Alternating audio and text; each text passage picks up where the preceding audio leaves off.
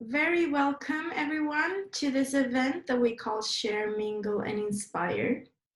This is an event organized by Openlab, and this time we do it under the theme if equality and diversity can help to bring better innovations. My name is Niskanen. I work at Openlab as communications manager and also managing many of our events. And I will be hosting this event for you today. And by my side, not physically, but in spirit, is my dear colleague Marie. Do you want to make some noise so everyone can see you? Good to see all of you. So Marie will be co-hosting the event, primarily taking care of the questions. And so Openlab, we are a creative center focusing on societal innovations. And we love bringing people together to explore and co-create on how to solve complex challenges in society. So that is the reason why we have this event, to hear different perspectives and also to have a chance to network. And with us today, we have this lineup of 5 fantastic speakers representing different perspectives, different sectors, different organizations, working in one way or another with equality or diversity. And we've chosen not to define beforehand what we want them to focus on in this huge subject. So of course we will not cover all of it today. We're just gonna have a little sneak peek. And to make things a little bit tricky for our speakers, but also maybe a bit rapid and keep it interesting all the way, we have this format of having the speakers presenting only 5 minutes each, and they have their presentation preset to only show their slides 1 minute per slide. So it will that will be a bit of a challenge for the speakers. So the speakers that we have today, it's Elise from Future Place Leadership, Annie from Vinnova and W Empowerment, Vipijan from The Good Talents, Mathilda from Radicle, and Ariane from Invest Stockholm. And as a little added bonus for this is the first time that we do this in digital form, and it's also the first time that we bring in a visual facilitator. So we have Nikki with us today from Simply Draw It Big, and she will try to summarize and visualize what is said in the talks and also in the discussions. Maybe I can just flip in here that, like, you're welcome to leave your questions in the chat, and maybe generally have a little eye on the chat, because sometimes I will just post some things that you might be interested in there. Yes, I can just go straight into the agenda that we have for today. So now we're in the introduction, and we're gonna have 5 speakers presenting 5 minutes each. And during their presentations, you can ask them questions in the chat, and Marie will keep an eye open in the chat and then direct the questions that you have to the speakers. So we ask you to keep your microphone muted throughout the event unless we tell you otherwise. After the presentations, we're gonna lead into a panel discussion. So in between, we're gonna have some time to reflect and also stretch our legs a little bit. And towards the end, we also want to give you a little chance to connect with each other. So we're gonna have a breakout session. So as Marie mentioned, ask your questions in the chat. If you want to see who's talking, we recommend that you choose speaker's view in Zoom. So you will find this, if you're on desktop, you will find it on the upper right corner. You can choose what kind of view you will see. It's nice if you want to keep your camera on so the speakers can see you and your reactions. And also we ask you to bear with us and be kind. Technical stuff can be a bit tricky and cunning, so yeah, bear with us. And then with no further ado, I want to introduce our first speaker, who is Elise from Future Place Leadership. So I'm going to give Elise about a minute to just say who she is, and then we're going to move into her presentation, automatically switching 1 minute from the other. So the floor, the microphone is yours, Elise. Great, thank you so much, Ida, and hello everyone. So what does it take to build local innovation ecosystems, and how should places train, attract, and retain their talents accordingly? These are the questions we work a lot with at Future Place Leadership. And in our discussions with municipalities and regions and local stakeholders, we realized that the talent pools in questions were actually really masculine, and that local actors had difficulties to overcome segregated labor markets. You can move to the next slide. Yeah, thank you, Ida. So what I wanted to talk to you about today is this white paper called Women in Tech that we published last year in 2019.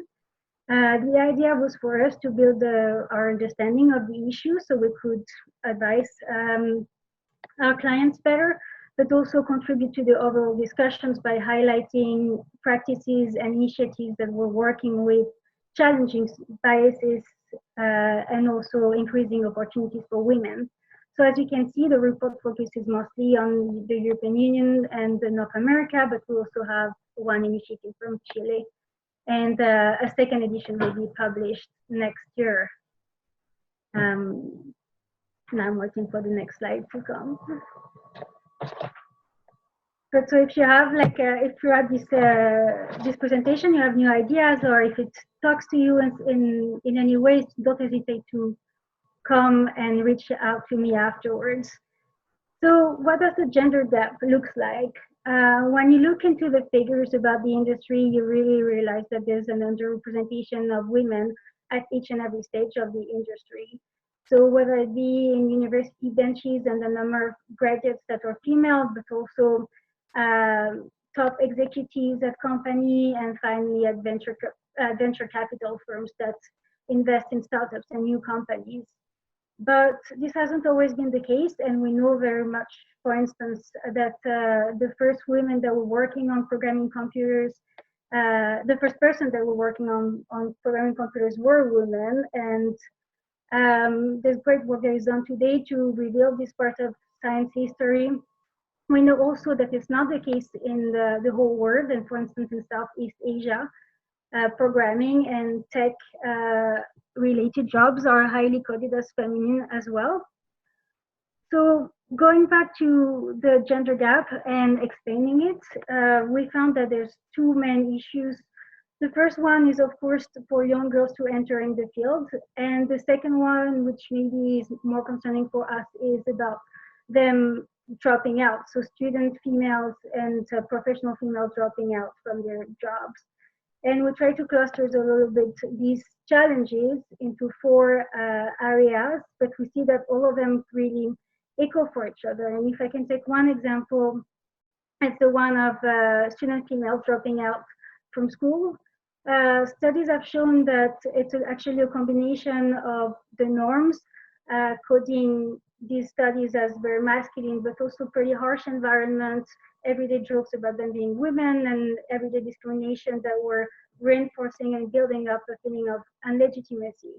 So even though these students were performing as well as their counterparts in the classroom, they were actually not feeling very legitimate and building up some self-doubt. In terms of solutions, the one that we have identified, they work with all these different areas.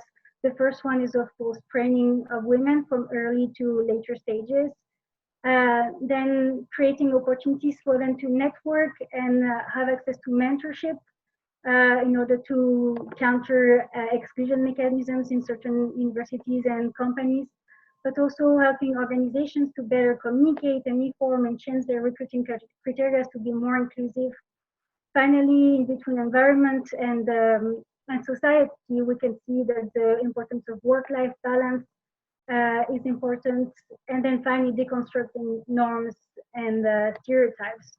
For instance, a lot of this initiative work with role models, and like I said, showing the work of women in the field. Going back to places, what we saw is that this this problem is really complex, and that it requires solutions at multiple levels and multiple answers at the same time. And municipalities and regions, they are these actors that can work in a very holistic way. They can work with universities, they can work with companies, they can work with policies and education. So what they do today is spreading tools and knowledge, and I know that Stockholm Invest that is going to talk later on has worked a lot with this. Orchestrating and supporting local actors in implementing their actions, and finally working with gender mainstreaming, which means adopting for each one of the policies gender lens, and making sure that all the policies of the local authority is consistent with countering women's exclusion.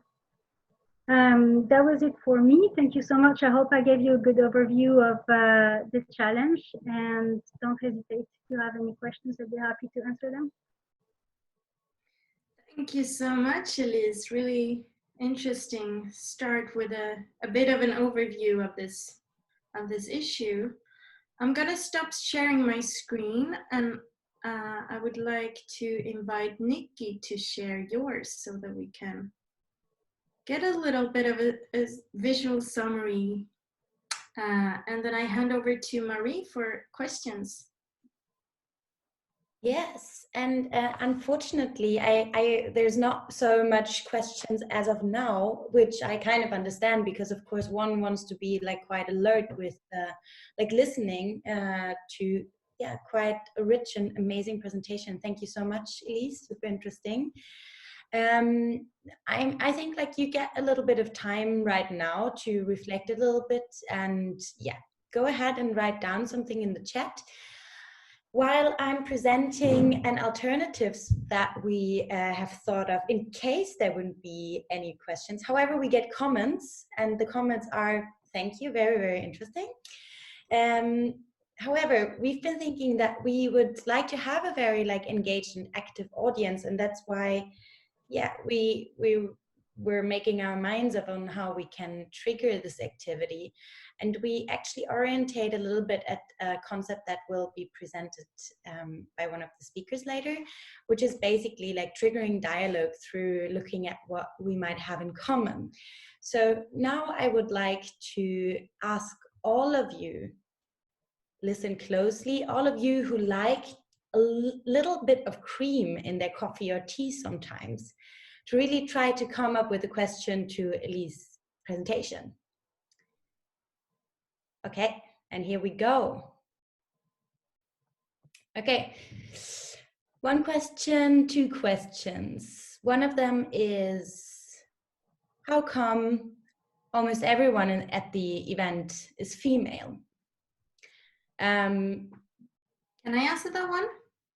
Yes, I think. Because this is not a question, of course, directed to Elise. And I was planning on addressing this in the beginning.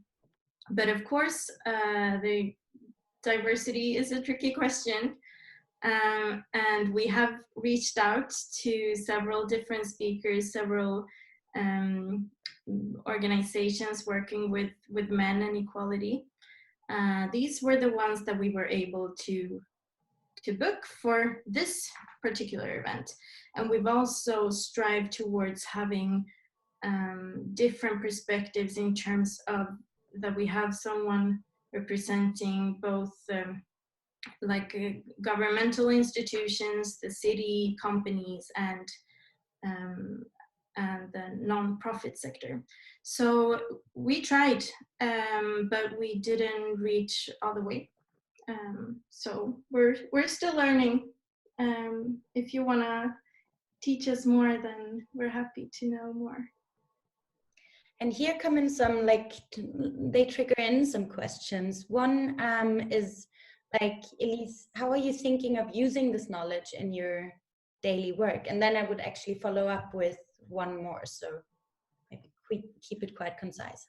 Yeah, I mean, I think one important thing is to always have this gender dimension in mind. So when we do analysis for clients, is also looking at how segregated the labor market is, how women represented in different sectors, and so on.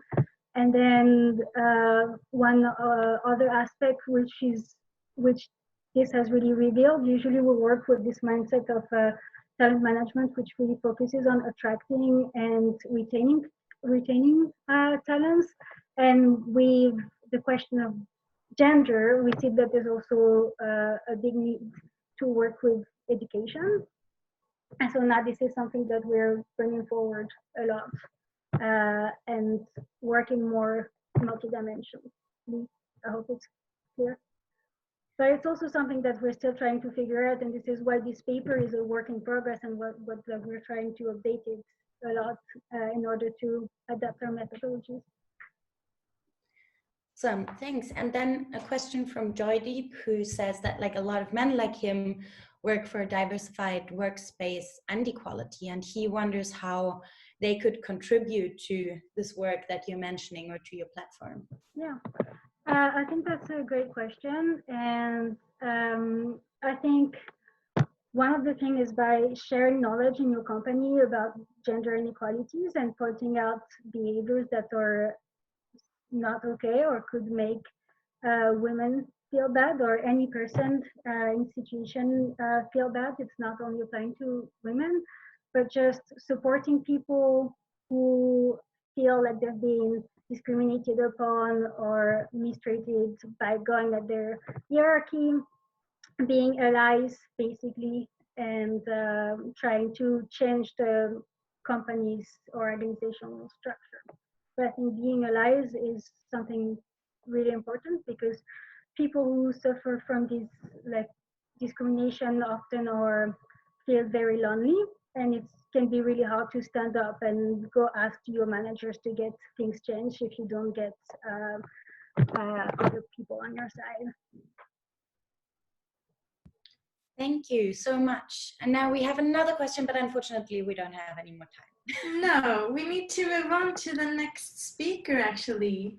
Lindmark from Vinnova and W Empowerment. A short introduction, and then we move on to the timed presentation. Annie, welcome. Thank you so much. Hi, everyone. Very excited to be participating here today. My name is Lindmark. I work for the Swedish innovation agency Vinnova. At Vinnova, I work with funding for small and medium-sized companies, but also startups, and the areas open innovation and norm-critical innovation. I'm also the founder of the W Empowerment Network, where we host meetups and events around self-leadership and entrepreneurship. So that's short about me, and yeah, I'm ready to start the presentation. There you go. So my topic for this session is about why gender equality and inclusion will make your business more profitable. But I feel I need to start with framing the current situation and a little bit about innovation itself. This is our General Director, Dia Isaksson. She recently said in an interview, research and innovation are more important than ever. In tough times, it is especially important that Sweden have companies with innovative ideas who dares to challenge. And when facing huge challenges, as we do now, it becomes so clear to us the importance of new ideas, testing things we haven't done before, redo things we have done wrong, and nourishing bold ideas and brave minds. So Vinnova's mission is to open up for innovation that makes a difference. And we do this by mainly mobilizing actors, encourage collaboration through funding needs-driven innovation. And since we know that innovation is needed throughout the whole society, our funding covers almost all sectors. And gender equality and inclusion are core to us. So what is innovation and where is it happening and who is an innovator? This is an image from a very famous innovation and research lab, the Bells Lab.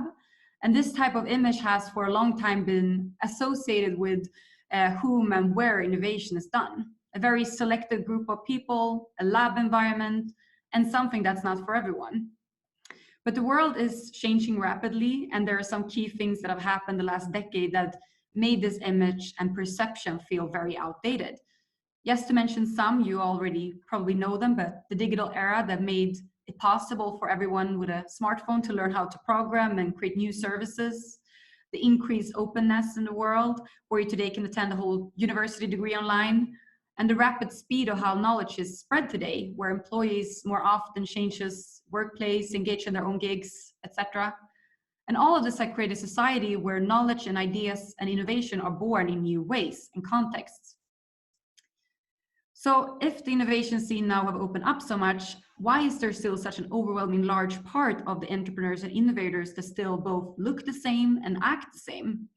A big part of the problem that we often talk about could be the I mythology where we tend to see the world only from our own perspectives, where we look for similar people as ourselves. And the I mythology limits innovation and affects how and for whom we develop new solutions for.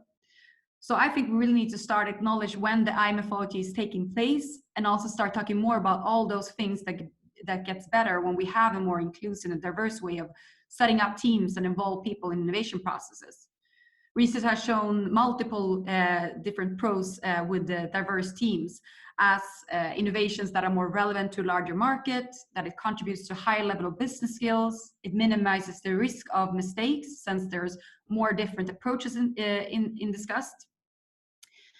And how is this connected to profitability? Yeah, it's very much about that narrow innovation process produces bad and useless products and services very often. So let me give you some examples of how wrong it can get. For example, the face recognition algorithms made by Microsoft and IBM, where it was found that characteristics such as age, gender, and race impact accuracy for the algorithm a lot.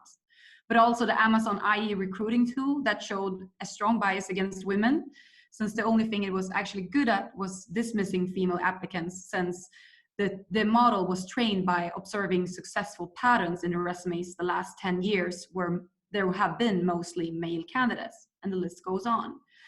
So if we could have a more inclusive innovation process, we would have a higher possibility to be able to find these errors in beforehand.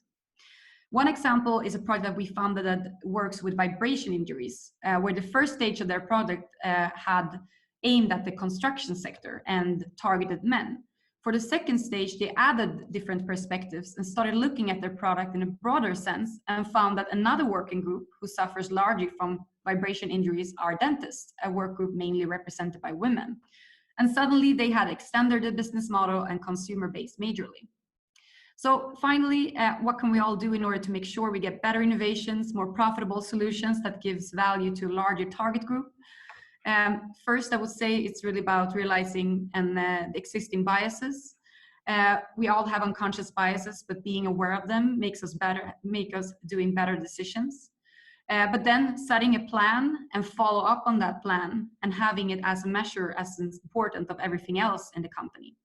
And last but not least, it's about, I think, encouraging diversity and inclusion in all projects and start seeing it and using it as a competitive advantage, because it really is. Yeah, thank you so much. I think I spoke very fast, but I did my 5 minutes. Yeah, very well done. And thank you so much for this very clear message that without diversity and inclusion, bad products and services. And I want to check with Marie again about the questions directed to Annie. And I want to remind you that you will be able to ask questions to all of the speakers. So try and focus your questions now on what you just heard from Annie and Vinnova. Yeah, well, I can say that, again, rather comment than a question, commenting on that, like, it's such a good point, what you mentioned with the I methodology. So I'm going to go right into our little game and encourage everybody in the audience now that has already cultivated some seeds for their balcony or their gardens this year to really try to think of something that triggers questions in the presentation that you heard. And here something trickles in. Cool. I'll start right away with Maya's question. How do you include gender equality issues in your daily work, and what would you like to change? So I guess this is this a question about Vinnova, or is it more a general question in your daily? Oh, okay, in Vinnova, yeah. So at Vinnova, first of all, we have an official mission to work with gender equality and inclusion from the government. So except of that and all the things that we do to kind of meet that mission, we work with it in all aspects of our organization. So since we're a funding body, we work with it as a criteria when you apply for funding here. So we actually have a criteria that is about having a gender balanced team and asking the applicants to actually think about it and having kind of a discussion about how they are seeing the team and how also the product or the service that they are making is contributing to a more to the most for as many people as possible. We also train our external evaluators that help us do our assessments within gender equality. For example, they do an implicit bias test, which I can really recommend you all to also do. There's this one for free. I think Harvard have it out, and so they always have to start their evaluation by doing the implicit bias test to be aware of whatever biases they may have. And we also bring it up in kind of all of our new projects. We have it as one of our starting cornerstones when we start something. Thank you. And there's, of course, now coming in a lot, so maybe later on you can even have a look. I would like to lift one more question that I think is also extremely relevant, and that is like, I often get asked why more diversity is not encouraged given the business opportunities. Why do business leaders and innovators ignore good business sense? Yeah, that's a really great question that I ask myself very often. I don't know. I mean, for me, when I speak about those things, and also I'm a large part of my work I do internationally, and when I speak about these questions, I try to really bring up as many best cases examples, getting it very clear about how, for these examples that I gave in this presentation, to really put people in the seat where they can actually see it in front of them, like this is what can happen if you have this perspective.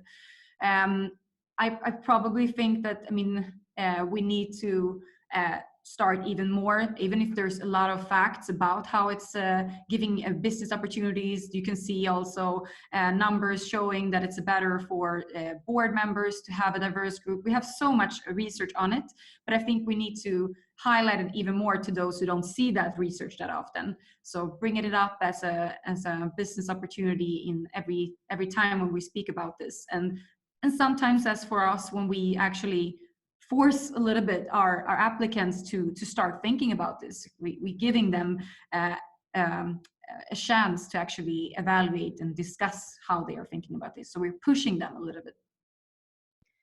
Thank you so much. Awesome. And then with that said, I unfortunately, or not unfortunately, it's very awesome that we see the next speaker now. So next we have with us Vipijan from the Good Talents Network. With no further ado, welcome Vipijan. Thank you. Yes, short about me. My name is Vipijan Visuvalingam, 21 years old. Been a professional sleeper for the past months and born and raised in Stockholm, Pousette. I really like to have a lot of things going on, work, projects, and just a full schedule, which you might realize now is taking a toll on me. Being at home, realizing that I crave human interaction. And just a fun fact about me, I speak the world's oldest language, speak and write it, Tamil. So no further ado, let's get started. So Growing up in Bucquet, it has always been diverse for me since elementary to high school, and I loved it. Me and majority of the kids I grew up with were second generation immigrants, and this is how we knew it. It was what we saw growing up. My family and I never really went to the city unless we really needed to, even though we could, but it was mostly when we had families from other countries, just to show what Stockholm City is. Growing up like this made me blind to what the world really looked like, and I couldn't see outside of my bubble. So in September 2016, a friend of mine said that we're not really getting the top grades, so might as well try this new program that we found.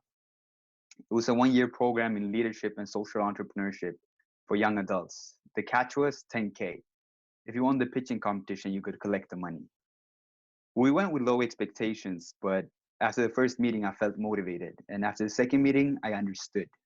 But after the third meeting, we all understood that there was more than money to be earned from this experience. My experience with the good talents has helped me to grow into the person I am today. After being in a room with people my age, motivated to innovate and create change, I saw how all of us could fuel each other's fires. Balling ideas and receiving unbiased feedback, a safe place where you could feel and ask questions without feeling stupid. After the program, I've been working with the good talents in various ways. My best memory is planning the alumni dinner last fall. From day one, it was fun. All the running, planning, budgeting, coordinating, and executing made me feel like an equal. I didn't have the education for it, but the good talents made me feel like gave me a chance and proved me I could do it. Einstein said that if you judge a fish by its ability to climb a tree, it will live its whole life believing that it's stupid. And the good talent, on the other hand, we were given opportunities that were customized for each of us, different ways to uplift the potential that we all have in us. This is the many reasons I love what the good talent stands for. Going from such a diverse environment to where good ideas bloom from many different perspectives to the real life, there were many discussions within my family about how workplaces might treat me due to my background. But I never really felt that real life experience until I started going to job interviews. For example, when I'm mentioning that I was from Bucquet, their faces would change, and you could see how they would judge. The boss from my last job let me go because, as he said, we didn't have a good relationship. But I was crushing the sales number every week. I was liked by all my colleagues, took care of all the buying, reclaims, and the visual merchandising in the store. People would ask me why I would work so hard, but when there were no bonuses. And I knew that working in a place with lack of diversity meant that I had to work 20 times harder than the average person to be seen as an equal. And yet that was not enough. Explaining this to my family, the answer I got was, you just have to work harder next time. More diverse companies perform better. This was stated in the McKinsey report 2015, Diversity Matters. And it shows that diverse teams challenge one another to improve the quality of their ideas. To have a diverse team and diverse companies, we have to make sure that society has tools for seeing and embracing the diversity of talent that exists in Sweden. But because of stigma and discrimination, companies avoid looking for talent in certain areas within certain groups. We at Good Talent know that talent is everywhere, and this is why we work to identify, strengthen young talents with these areas and groups whose capacities and resources tend to be overlooked. Our program empowers these talents to help them realize their own potential throughout innovation, social entrepreneurship, and leadership. They tend to prove to themselves, each other, and society that there's an overlooked force of talent ready to be grasped by smart and forward-thinking companies. Growing up, I heard someone say that kids that look alike play the best games, but a diverse group of kids come up with the best games. This is something that really stuck with me. Going to school and being surrounded with such a diverse group of people opened up different thoughts and different things, how things could be handled. This and many other experiences I've had proves to me that you need a different background, different perspective, and different thoughts to come up with the best ideas. With the research as my backup, I would therefore say yes. Equality and diversity bring better innovation.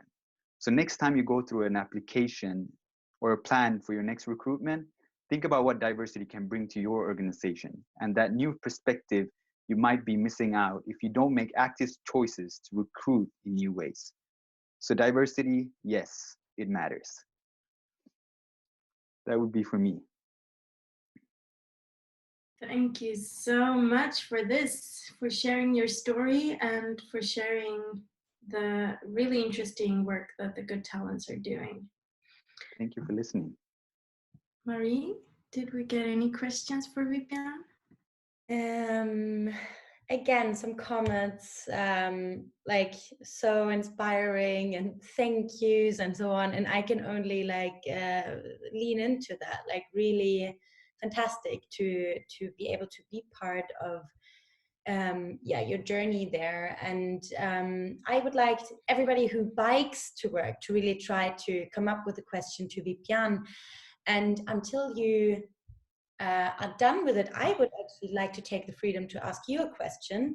And that is that you've been speaking about this safe space that was created once you started like being involved as a participant. And I was wondering what you think, like what were the elements that made this safe space? How was that created? I think in many ways there was a place where you felt heard. I think a lot of people, whether it's at home or work, some places where they have great ideas, but there was no one there to listen to it. And I feel the Good Talents gave me and many others a chance to be heard and even motivate to do things that we might not have done if we would have been on our own or not even spoken about the idea. So I think that's a key point to feel safe, is being felt that you're being heard. Thank you so much. Come on, bikers. This was a very personal story, or like a very kind of much of an advocacy talk, I would say. So I guess like maybe many people just feel like, yeah, you're so right. However, thank you also very much for this like last little call to action to really think about like recruitment. I really like that. And with that said, like I think we just like go over to the next speaker. Thank you so much. Thank you. Yes, let's do that. Let's hear what Mathilda has to say. So, Mathilda from Radicle and also creator of Fika for Change. Welcome, Mathilda. Thank you. Yeah, exactly. My name is Mathilda. I'm one of the co-founders of Radicle, a company that focuses on innovation culture. And today I will talk about our dialogue concept, Fika for Change. So you can start, yeah. Because what happens when we collaborate and connect with each other? Fika for Change is one way, and it's about doing to actually start the conversations and explore our different perspectives. Because as we heard, we all have different backgrounds and experiences, but are often not that good in seeing them. And we often put our business role at first, and then we cannot see the whole person behind that role. And that role often defines what we are allowed to say and how much space we can occupy in different contexts. And I guess many of us have been in these contexts where our business role really defines who we are. So how can we explore new possibilities and at the same time use the human resources we have available? That was the start of Fika for Change. How can we use our different backgrounds and experiences? And in order to do that, we really have to get to know the people and understand what experience we have and that they shape us in different ways. So we had worked as consultants for many years, and with a collective experience from different roles and fields, we identified 3 factors that most of our clients had in common. First of all, that they usually jumped right into the middle of their innovation journey. And a challenge when all focus lies on, for example, idea generation is that the idea themselves are of limited value. It's only when someone acts upon them or feel they have ownership of, over their or your ideas that they become an asset to your organization. And the second one, it's also very common to get stuck in those roles and hierarchies. And we as humans are very good at that, putting people in boxes as well. And the third one that Annie talked about as well, we usually involve people with the same perspective. So we asked ourselves, how can we make it more accessible for our clients to work with the early stages of their innovation journey and their innovation culture? And in order to do that, we have to start talking with each other. We are so busy that we often forget how to do that. And it's not always easy to facilitate that conversation either. So we saw a need for a concept that was self-facilitating and shouldn't take longer than 60 to 90 minutes. That puts the people in the center and that builds trust through relationships beyond roles and hierarchies, because change starts in the meeting with others. And that's when we developed Fika for Change. It's a dialogue concept that focuses on building strong collaborative relationships. And one of the key factors in this is about becoming humans to each other. We often talk about trust between people in this safe space, and that someone can lift me when I'm way out of there. And psychological safety is about the belief that you won't be punished when you make a mistake, and team members feel safe to take risks and be vulnerable in front of each other. And one of the main factors when building psychological safety is to let all members in a team have equal time of talking. And Fika for Change is designed to let the participants have the same amount of time. It's also designed to start conversations with a low threshold, with the question, what do we have in common? And this safe space is also about being listened to and really listen to what people are saying. And one of the rules in this is listen more than you talk. And many of us run fast, and perhaps this virus has helped us, a few of us, to slow down. But when we take the time to listen, and we also learn from each other, we run fast these days and must remind ourselves to slow down, reflect, and add knowledge. And that's why both learning and curiosity are key factors when building strong innovation culture as well. But no innovation without curiosity. We have to train our growth mindset and the ability to be curious and to understand what triggers our own curiosity. And innovation demands different perspective, and it's important in all type of innovation, and these perspectives come from people.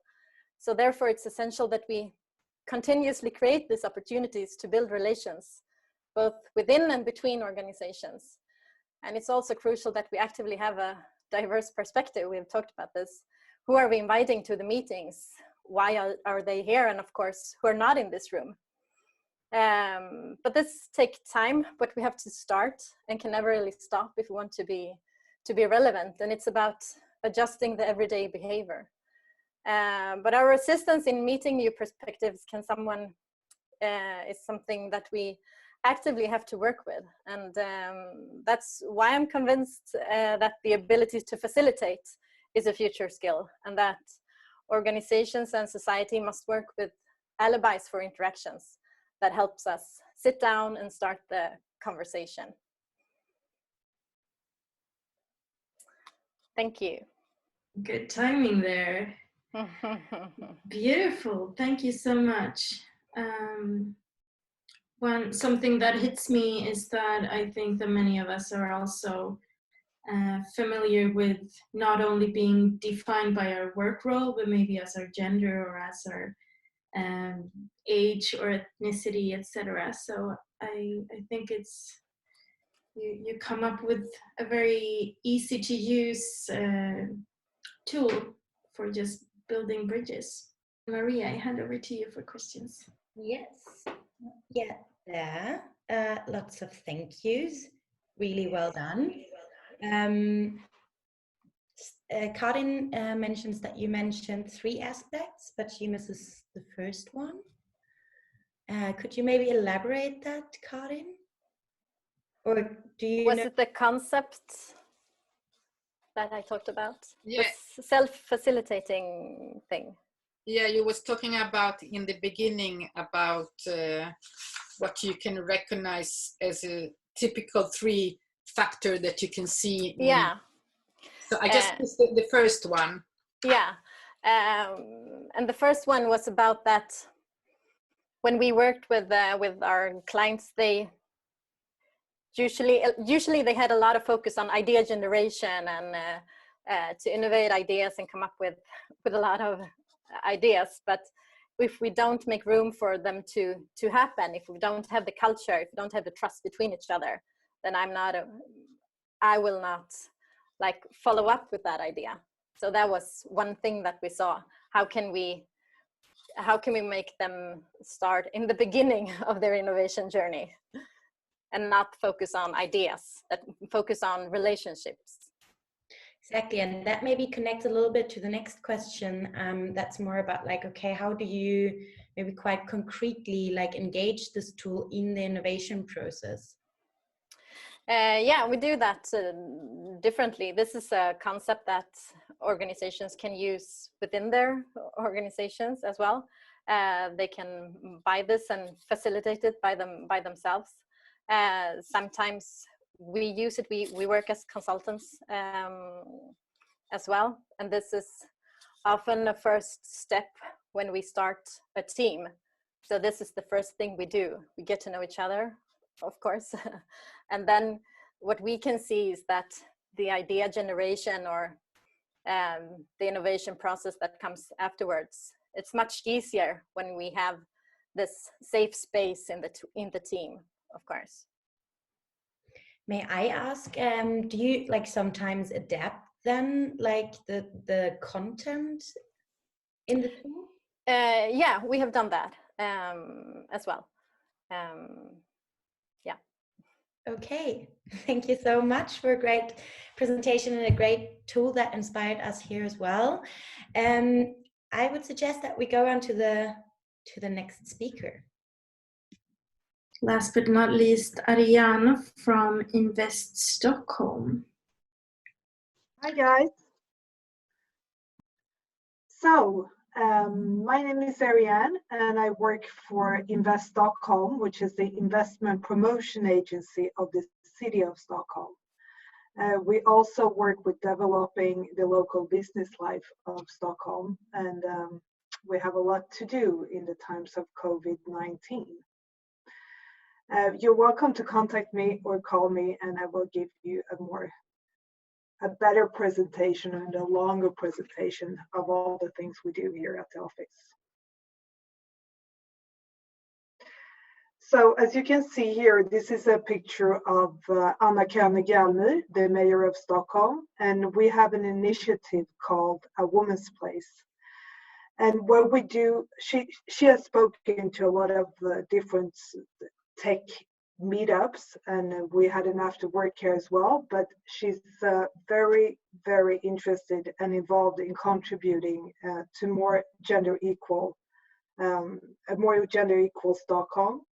And the initiative that we put in place is in place with the national level of policies for gender equality. Today we have more than 100 tech companies that has declared themselves as a woman's place. And amongst other probably companies you know about, like Spotify, Klarna, Karma, Ericsson, but also the newspaper, The Local. And this initiative was launched 2018 on International Women's Day at South by Southwest. So what we've done is we know that 20% of the people walking around in Stockholm works in tech, and a lot of those are talents coming from abroad. So we've gathered a lot of quotes from fantastic people here, like Kate, who says that here the importance of gender equality is the starting point in many conversations, which I completely agree. We tend to talk about gender equality, but we tend to also forget that Stockholm and Sweden is one of the most gender equal countries in the world. But it's important to still discuss why it's harder for half of the population to fulfill their full potential. And, you know, we discuss under A Woman's Place, why should the ambitions and idea of female staff be stifled? Or why does one gender continue to dominate the resources of the labor market? And that's why we continued after A Woman's Place to apply for something that we made called the Stockholm Scalep Program. And we're gathering 100 entrepreneurs, foreign-born females, to get help with scaling up their companies. And we can see that, you know, female-funded companies or mixed and diverse teams, they grow organically faster and better than just male-dominated companies. And still we can see that there's a bias amongst a lot of the investors in Stockholm, and they tend to invest. Men tend to invest in men, but we hope that we will have a change with this Stockholm Scalep Program, where we also have another key audience except the companies, which is the tech ecosystem. And so we will try to work with them and change so there isn't that much of a bias towards female entrepreneurs. Here we have a fantastic woman called Carolina Sachs. She describes the tech scenes as one of the best in the world, which it is. And it's filled with early movers. We're great in tech. We're early adopters. And, it's almost perfect, even if there's a lot of things to do when it comes to gender equality today. But we will work very hard to have more positive attitudes towards equality. And I think that the strong gender discrimination laws and the modern industry that is full of forward-thinking companies, and especially here in Sweden, we do believe that there's no better place in the world to start a company than in Stockholm and Sweden for women and for the talents coming here. Well, the time goes so fast, but I do have a slide here with a man. I just realized that 4 of them before were with women, and looking at the entrepreneurs that we have in the city, they're really fantastic. And I would like to mention a couple of words when it comes to this COVID-19 crisis, where we saw, for example, Norwegian Foundation in a couple of days, really fast doing this progress with action against Corona, where more than 1,000 companies applied for the grants that they were giving out to solve the problems that we have. And I think that this is also due to the fact that we have a diverse set of people living in Stockholm and working in the tech scene. With that said, I have tons of things more to say, but please feel free to reach out and ask me any questions you want. Thank you so much, Ariane. And we will also, maybe you will get to say a couple of those things when we move on to what we have planned next, which is to get prepared for your panel discussion.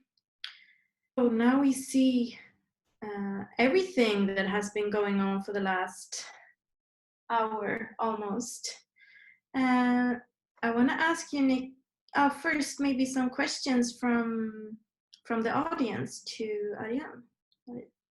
Not yet, but thank you so much. Very, very interesting. And I would like to encourage everybody that likes to watch the Swedish press meddelande every day at 2 o'clock to try to come up with a question to Ariane.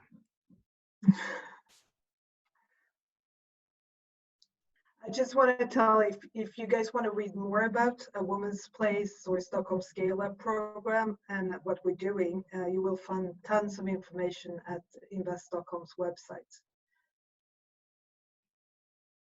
Thank you. As we're a bit short on time, I think we just go over. I think so too. Nikki, do you want to give us a little recap based on your drawings here? Yes, absolutely.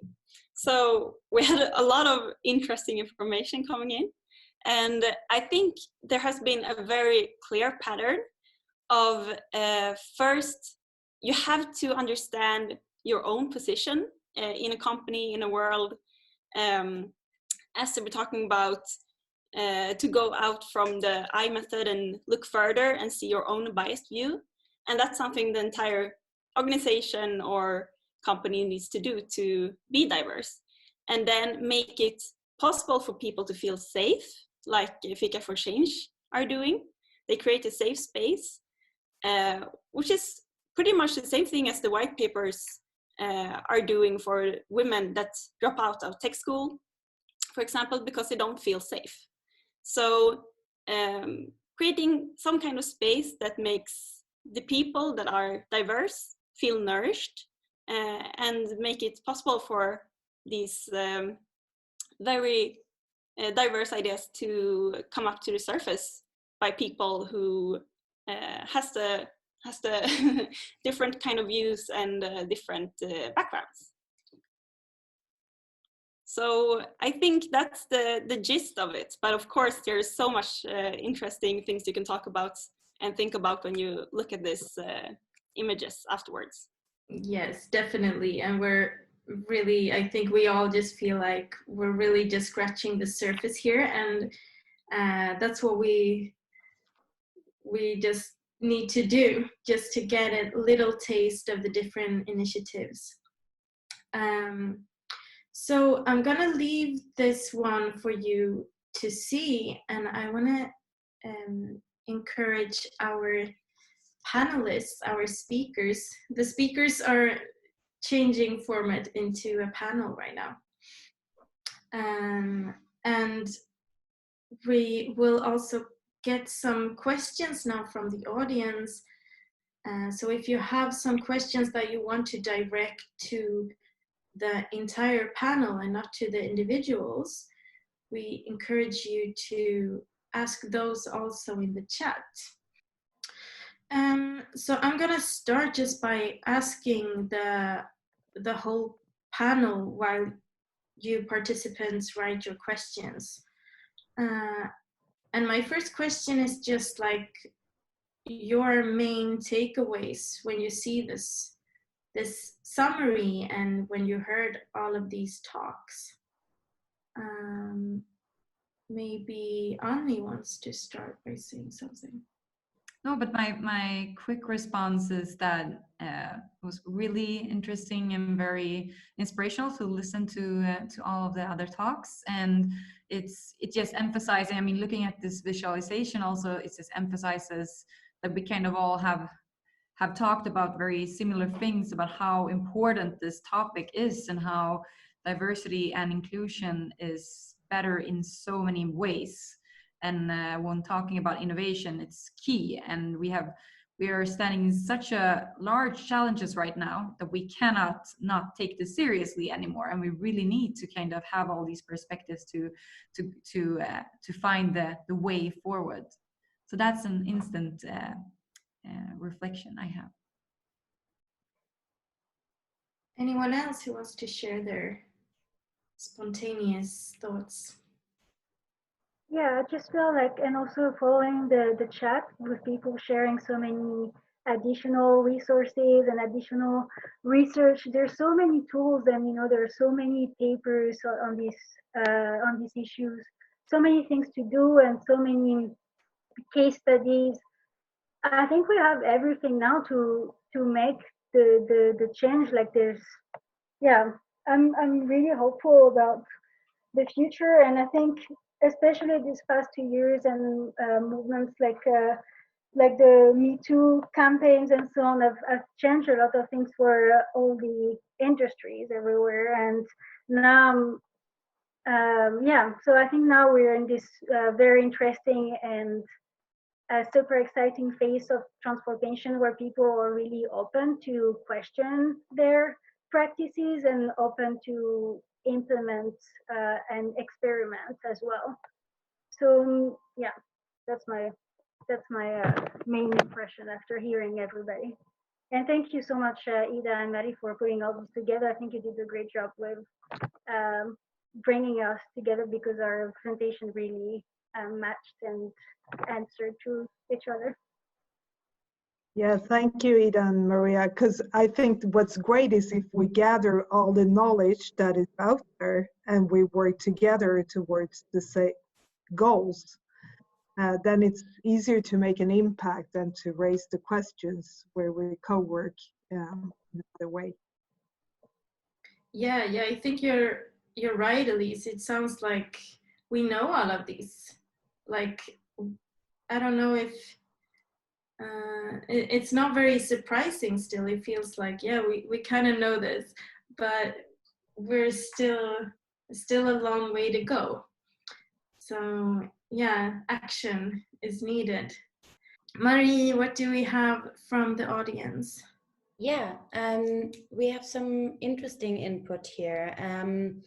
Starting with like a question directly directed to Fika for Change, like what the mid and long-term vision for that is. But I would like to connect maybe to another question that we have here in the chat that is pinpointing that like probably everybody that is participating in this event agrees on that, like diversity and equality are triggers for innovation, are extremely important, and how like still it's going like very slow. And so like a valid question of Sandra is like if the panel has some thoughts about like what could be missing and what we might like even need to put stronger focus on. And I would like to add like maybe thinking a bit in strategies. Yes, please go ahead. And yeah, I welcome like several of you to actually discuss that. Yeah, I agree. It's still going slow, and I think with COVID-19 right now, we're also seeing it's also acting like a magnifying glass on inequalities. We've seen, and I was reading yesterday about the number of academic papers submitted during COVID-19 that had decreased in women. So we know that things are still slow. At the same time, we have all the tools out there. I think it's also what this crisis is showing is also the need to go deeper in the problems. And with regard to gender inequalities, I think gender roles are super important, and not only talking about work but also what's going on at home. And yeah, so having also a holistic view of the problem. I have a note also on that question. I feel that exactly as Sandra is mentioning here, we know so much, and as we all kind of summed up, we have this information, we have really good arguments, really strong points to make. But what I feel when I'm out talking is that it's still, I think we can't just stop with, because there's a huge amount of people who doesn't know that still. So for me, it's really to continue talking about it and lifting it up, and actually also packaging a bit depending on the situation that I'm in. So for example, international context where we're pushing for getting, example, a criteria, likewise the ones that we have here at Vinnova, I think it's important to really try to make them see the benefits, and also repeat the things that I think they already should know. But I still think there's a lot of people who don't know all the great research and all the pros that we have. So I also think it's persistently continuing learning and talking about it. Thank you so much. Another question, and I'd like to have an answer from all of you, and to structure that like easily, I suggest that like each of you answers and you do it in the order that you've been presenting. One person of the audience now, I'm not completely sure. Yeah, Ivar wonders what is your top priority if you would have to prioritize a challenge that needs to be solved in order to increase gender equality in the innovation ecosystem. Please name your one priority challenge that you see.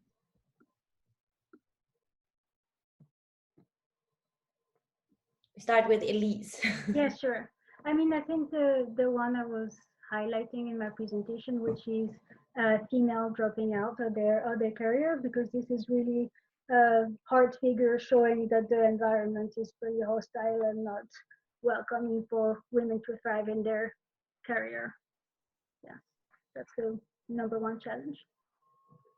Yes, and in my context, it's very much about entrepreneurs and innovators and starting businesses. So for me, it has to be solving the large funding gap that's between male and female entrepreneurs and innovators, and that's, I think there's a lot of solutions and ways to doing that. Everything from having more diverse teams working with VC capital to also having that implicit bias tests being more out broad, and having a better kind of evaluation of projects and ideas, where we have seen, for example, a lot of studies where female entrepreneurs are being valued in a different way than male entrepreneurs, for example. And I think that there's so many unconscious bias that we don't know about. So I think that's really one big hurdle that we need to come over to solve, or at least move forward in that question. In my aspect, or what I would strongly suggest is, from my point or my presentation, would be recruiting people shouldn't, while recruiting, there shouldn't be just one person interviewing the candidate for a whole company, because that means the whole company is built on that person's biases and unbiases, what that person thinks and thought process, which will cause the whole company to be built upon one person's views and values. So having separate and different people going through each candidate and let everyone interview that person to get a general opinion of what that person could bring for a company or an organization to make a valuable decision to how to grow a company. Thank you. This with diverse teams, and really to think about who are in this room to solve this problem, or to generate these ideas, or to innovate. Who are we inviting to do this? And also to think about who are the target group, and are we inviting them to like solve these problems and to innovate as well. It's a really important aspect. Thank you. And Ariane? Well, I would go with Annie's. I think that closing the female funding gap and getting more investments to female funded companies and to diverse team is the absolute most important to get the innovations going. So we need to kind of change, the whole bias amongst investors. I know that people talk about Vinnova. How can you support in a better way the funding of female funded companies? And I really think that that's an important part of the whole system that needs to be changed. And it's actually surprising, because all researches shows that female funded companies are better actually in every way than a male funded company, but they still just get 1% of the investments. So how can we all sitting in this meeting change that and help to change the view on to get the investors to dare to put their money on a mother of 3 or a foreign-born female, instead of somebody who maybe went to KTH or Stockholm School of Economics, which is, in this small ecosystem, we can see that the investors invest in the exactly same type of people as themselves, to be a little bit bold saying that. Thank you so much. Super great. I'm just seeing that Nupur is trying to forward a question. Okay, so it wasn't just a question. This whole conversation is extremely exciting, and I've been an entrepreneur now for nearly 15 years in a sector which is construction and design based, very male dominated, especially in India. And the one thing I found, actually 2 things I just want to bring to the table here. One I found is that a lot of times the women themselves have to come on the table with a lot of self-confidence and assurance. I think that's a really important key to any time you are representing, yourself or your company or your initiative. And the second I feel is that a lot of times upskilling on certain things which, like you talked about financing female-led initiatives, you know, or bringing on finance for that. And I feel upskilling a lot of basic business running sort of skills or softwares and things like that. I think those kind of training programs can go a very long way to assist this environment to be female-centric, business, you know, innovation and business-centric for females. Just wanted to add that. Thank you. Yeah, I think this a little bit connects to the story also that we heard from Vipijan when we talk about like confidence and actually understanding your potential. So I think that is something that is connected to this question of who can become what. I think that we're gonna move on from this panel part. So thank you so much, everyone, speakers / panelists. So now we've just finished the panel discussion and we would like to have some breakout sessions. And this is for you. As we know and understand, there is a lot of knowledge and experience in this virtual room. So we just want to give you also a chance to just reflect together and network a little bit. So now the speakers who were transformed into panelists are now transformed into participants. And we're going to divide all of you participating, we're going to divide you into breakout rooms. And we have prepared some instructions for you. We're going to post those in the chat, and I think that you will be able to access them there. And as I mentioned, just a little time for you to share and network with others. And once we want you back, we will give you about 10 minutes to do so. And once we want you back, we will post a message in the breakout rooms. So you don't have to know a lot about breakout rooms. You just have to join the room that we put you in. And then you can go around and present yourself and discuss what you heard in those talks. And those questions that you see, you can just use those as trigger material in case you don't know what to talk about. If you have other things to talk about, then go ahead. Use the time as you wish. Just 2 minutes left of this fantastic session, I must say. This is what we've been talking about and seeing. And I would just like to ask each of you to just write one word as a little checkout in the chat. Your main takeaway or your feeling right now. I'm gonna give you a little time to do that.